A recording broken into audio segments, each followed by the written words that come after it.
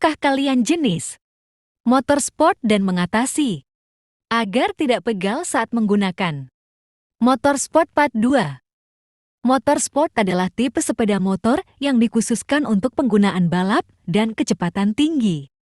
Pengemudi yang mengemudikan sepeda motor berjenis sport ini relatif membungkuk ke depan dan posisi kaki yang sedikit ke belakang. Posisi tersebut digunakan pada sepeda motor seperti ini agar tekanan angin dari arah depan yang berlawanan tidak menghantam tubuh pengendara yang membuat sepeda motor ini bisa melaju dengan kecepatan tinggi. Bodi sepeda motor seperti ini juga memiliki jarak yang dekat dengan tanah yang menyebabkan sepeda motor ini rendah. Hal ini dikarenakan untuk menambah unsur aerodinamis sepeda motor pada kecepatan tinggi di sirkuit. Konsep supermoto terlahir dari dirt bike yang dikawinkan dengan motorsport karena memiliki postur jangkung, maka bobotnya pun lebih ringan ketimbang pure sport.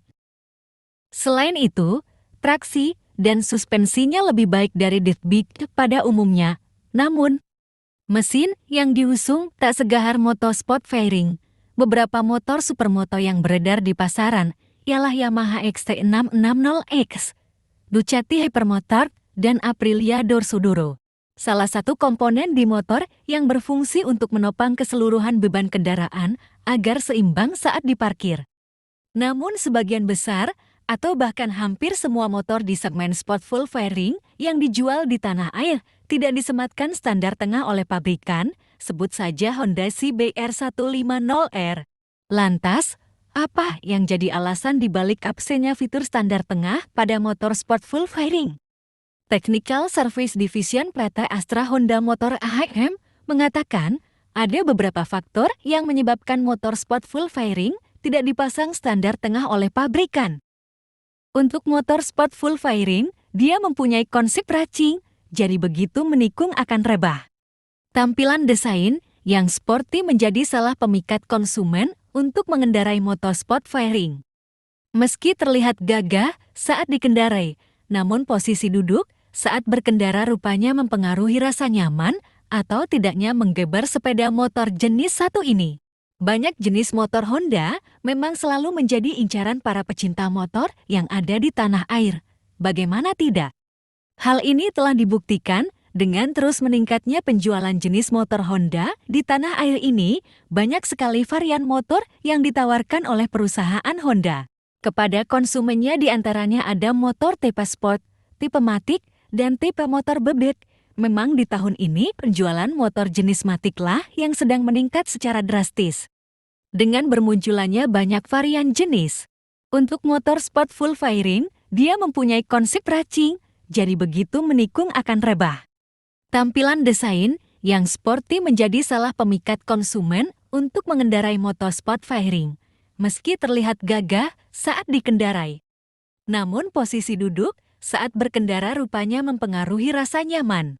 Apalagi dalam membawa motor jarak jauh atau touring, hal yang paling didambakan biker tentunya adalah bebas pegal. Untuk itu, Yamaha Riding Academy Yogyakarta memberikan beberapa tips posisi tubuh yang tepat saat berkendara motor sport fairing. Pertama adalah kenali karakter posisi berkendaranya agar biker dapat menyesuaikannya ketika menjajal motor sport fairing. Kedua, walaupun tipe motor sport dan posisi tubuh cenderung menunduk, namun badan diupayakan selalu rileks. Ketiga, pastikan posisi kepala menghadap ke depan agar pandangan tetap luas. Hindari terlalu menunduk karena akan membuat pandangan terbatas dan akan sulit jika melewati jalan menikung. Keempat, atur posisi bahu dan tangan agar sesuai dengan posisi stang. Usahakan tangan tetap menyiku. Hindari posisi tangan lurus ini akan membuat pengendalian kurang maksimal terutama saat menikung. Kelima, pegang setang motor dengan cukup kuat dan rileks. Hindari terlalu kuat dan kaku. Keenam, posisi duduk menyesuaikan dari posisi tangan dan bahu serta postur atau tinggi badan pengendara dengan target tetap rileks. Ketujuh, posisi lutut mendekap tangki atau bodi sepeda motor baik saat trek lurus maupun tikungan untuk menjaga keseimbangan sepeda motor.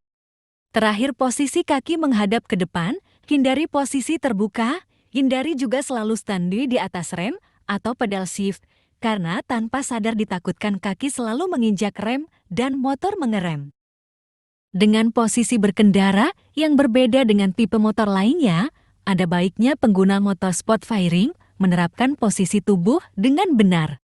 Hal ini penting diperhatikan agar pengendara makin menikmati saat menjajal motor sport fairing kesayangannya di jalanan.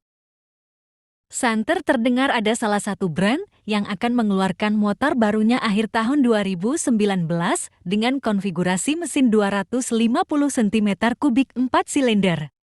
Meski harganya juga dikabarkan akan menguras kantong, tetap saja kehadiran motor dengan kapasitas mesin menengah ini banyak ditunggu segera mengaspal di tanah air.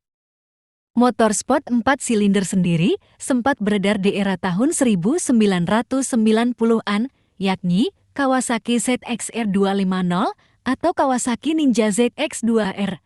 Saat itu, mereka menjadi primadona karena segudang kelebihan. Salah satunya adalah suara khas mesin 4 silinder yang halus. Selain Kawasaki, ada banyak brand atau merek motor yang berpengaruh pada pasar dunia, di antaranya adalah Suzuki GSX-R 100R, Kawasaki H2, Yamaha R1 meter, CBR R1000, dan masih ada banyak lagi. Semuanya memiliki keunggulan tersendiri baik dari segi tampilan, kesan manly, maupun performanya yang bukan main, namun tentu saja harganya pun tidak main-main karena berada di kisaran ratusan juta. Lalu apa yang membuat motor dengan kapasitas mesin 4 silinder ini ditunggu-tunggu? Sudah sepantasnya motor dengan kapasitas mesin 4 silinder disematkan pada motor-motor gede, sebab dengan tampilannya yang gagah, mesin dengan performa yang tangguh pun dapat menambah karisma dari motor tersebut.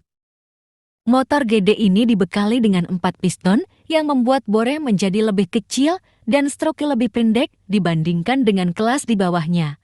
Karena stroke yang lebih pendek ini, mesin bisa bergerak lebih ringan, begitu juga dengan kecepatan crankshaft yang dapat berputar dengan cepat. Begitu juga dengan kecepatan crankshaft yang dapat berputar dengan cepat, putaran mesin pun masih bisa lebih tinggi. Dengan ini, output daya berpengaruh menjadi tenaga mesin yang lebih besar karena orsi puncak bisa bergerak ke RPM tinggi. Mesin 250 cm3 4 silinder mempunyai putaran yang lebih tinggi. Itulah yang membuatnya bisa menghasilkan tenaga yang lebih besar dari mesin 250 cm3 2 silinder atau 1 silinder dalam keadaan standar pabrik untuk jalan raya. Tak hanya itu, motor 4 silinder memiliki putaran mesin yang jauh lebih tinggi ketimbang konfigurasi lainnya. Sebagai contoh, Honda CBR 250R 4 silinder yang pernah beredar pada awal tahun 1990-an. Putaran maksimal mesinnya mencapai 20.000 revolusi per menit. Angka ini tidak bisa dicapai oleh kapasitas 2 silinder. Dalam hal performa motor 4 silinder, sudah tidak perlu diragukan lagi, namun tetap saja kita tidak dapat menghindari konsekuensinya. Mesin yang mempunyai banyak silinder secara otomatis akan juga memberikan beban friksi yang lebih besar. Hal ini akan mempengaruhi tingkat konsumsi bahan bakar dibandingkan motor 1 dan 2 silinder. Namun tidak selalu demikian. Artinya, ada juga mesin 1 silinder dan 2 silinder yang juga mengeluarkan suara halus. Masing-masing motor pasti mempunyai kelebihan dan kekurangannya. Begitu pula pada sektor mesin silinder 4 ini, namun semuanya kembali ke pilihan Anda. Apakah Anda akan menunggu kehadiran motor 250 cm3 dengan suara halusnya, atau cukup membuat suara mesin motor Anda sekarang halus seperti baru? Jika ingin menghemat, biasanya akan memilih sepeda motor dengan cc kecil seperti 110 cm3 atau 125 cm3. Namun, jika ingin performa yang lebih mantap dan berkendara dengan cepat, tentunya akan memilih cc yang besar seperti 150 cm3 250 cm kubik, 500 cm kubik hingga 1000 cm kubik. Andrew melanjutkan, isi atau volume silinder ini menentukan jumlah gas yang masuk ke silinder saat kendaraan melakukan langkah isap. Semakin besar ukuran volume mesin alias chassis, maka semakin besar kapasitas udara yang masuk ke dalam mesin. Dengan konfigurasi ini, silinder akan mampu bergerak lebih jauh untuk membakar lebih banyak bahan bakar. Proses ini kemudian secara alami memproduksi tenaga dan torsi yang lebih bertenaga. Namun, menurut Andrew, ada beberapa hal yang bisa menghambat proses tersebut sehingga gas yang masuk dalam silinder tidak bisa 100%. Bisa, karena panas mesin buka tutup klep yang cepat, jarak semprotan injektor yang jauh, atau udara yang masuk sedikit terhambat. Terima kasih sudah menyaksikan video. Penjelasan ini kita akan melanjutkan di part selanjutnya. Semoga melalui video ini menambah wawasan kita dari yang tidak tahu menjadi tahu.